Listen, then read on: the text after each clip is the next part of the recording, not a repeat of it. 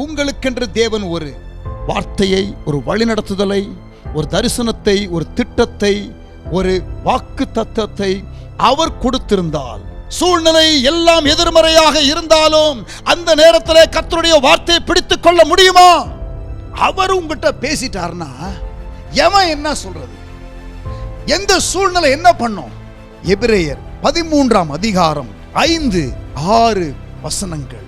நீங்கள் பண ஆசை இல்லாதவர்களாய் நடந்து உங்களுக்கு இருக்கிறவைகள் போதும் என்று எண்ணுங்கள். நான் உன்னை விட்டு விலகுவதும் இல்லை, உன்னை கைவிடுவதும் இல்லை என்று அவர் சொல்லி இருக்கிறாரே. எல்லாரும் வாய்களை திறந்து சொல்லுங்க பார்க்கலாம். அவர் சொல்லி இருக்கிறாரே. அடுத்த வசனம் கவனிங்க.